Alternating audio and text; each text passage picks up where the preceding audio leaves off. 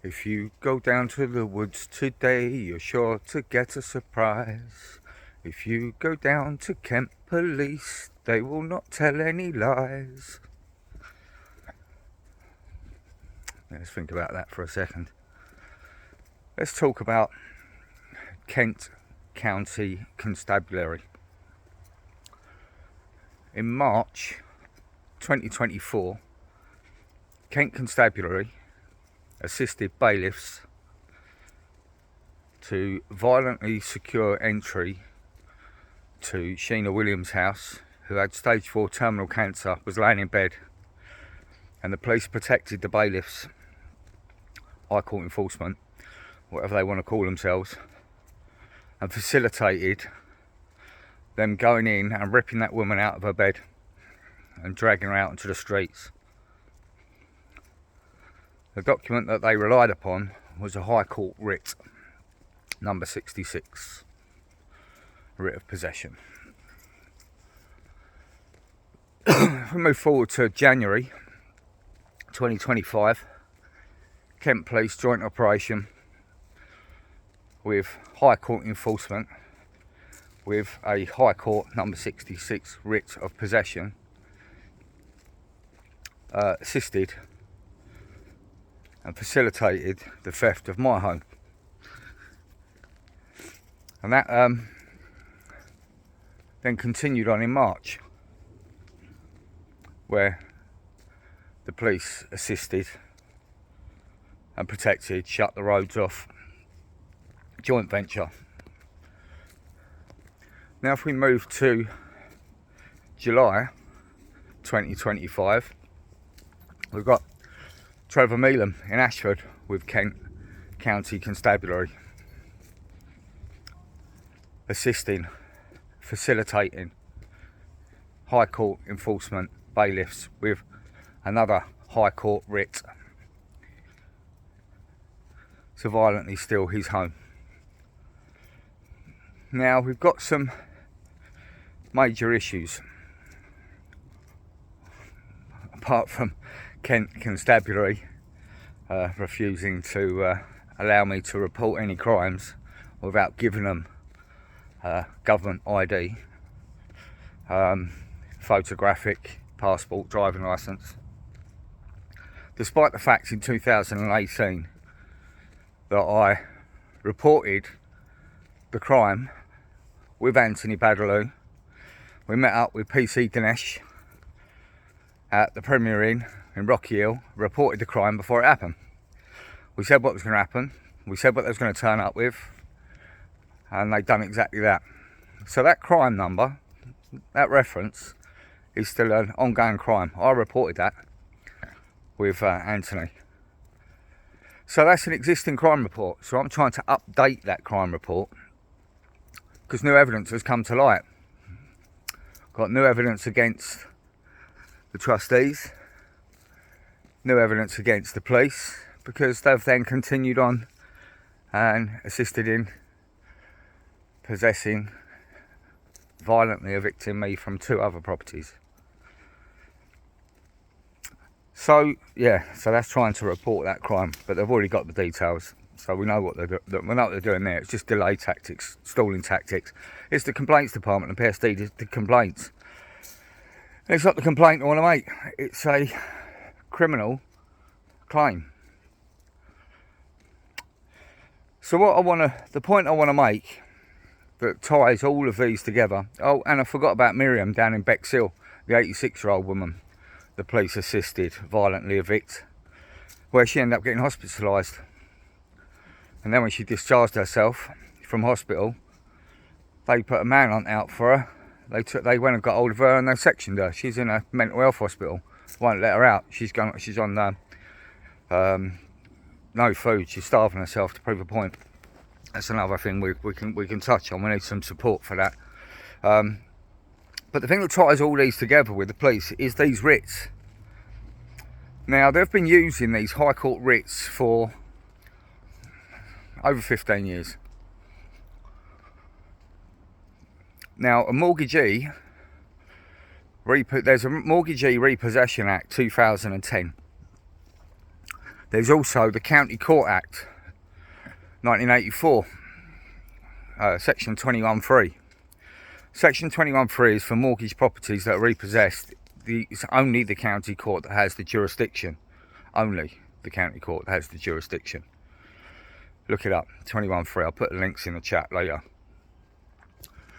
So you've got 21(3), County Court Act 1984, which says it's only the county court has the jurisdiction. And then you move on to the 2010 Mortgage Repossession Act, and you go to section 2, where it can only be by the prescribed notification, regulation 4 notice to owner, tenant, occupier. And then you've got the 2010 regulations. Now combined, it clearly states that it can only be done, possession can only be done by a county court warrant of possession. This is primary legislation. There is no facility to transfer for a mortgagee repossession against the mortgagor, or even tenants. Protection from Eviction Act is covered for tenants as well. So they're using this, they're transferring these enforcements to High Court criminally, because there's no provision to enforce a county court possession order. I'm not going to go into the details whether they're valid or not, because we all know this is not complex, but banks creating money and all the rest of it. Let's just look at what they're doing and what they're relying upon, because these departments have been so compartmentalised that the left hand don't know what the right hand's doing, and these guys are committing criminal acts without even realising that they're committing criminal acts.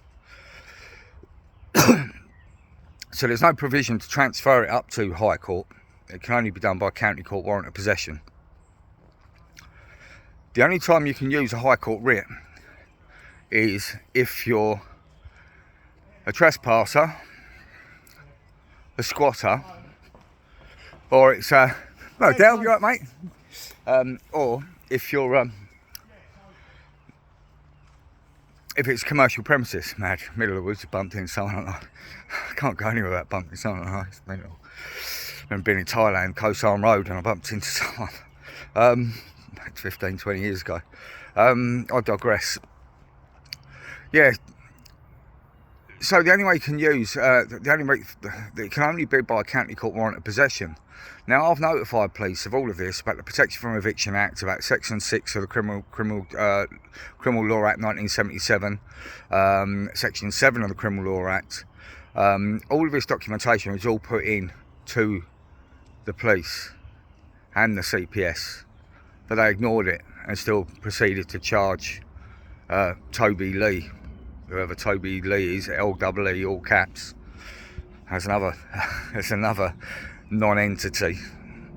But this is what's happening. These police are getting paid by the banks to assist in these thefts of our homes.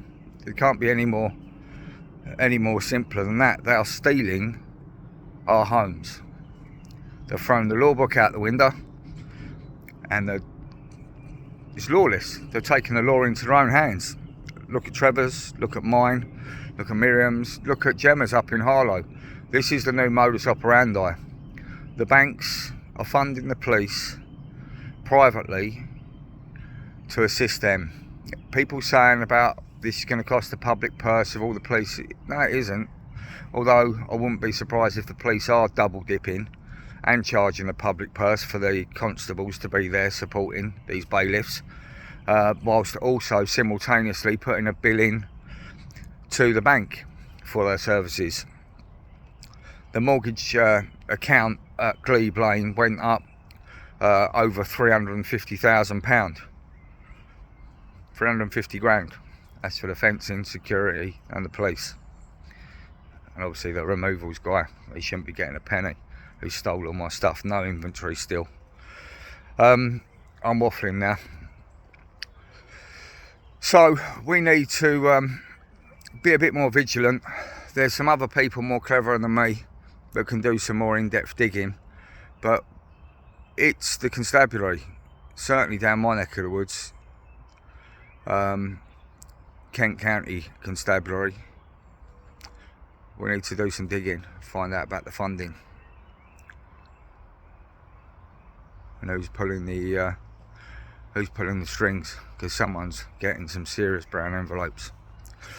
Yeah, ranting now. Send love to Trevor and his family. And anyone else that's facing this tyranny. But keep smiling, because we're winning. There's a lot of stuff going on behind the scenes, and there's a lot of stuff that's coming to light. So hang in there, stay positive, and keep winning.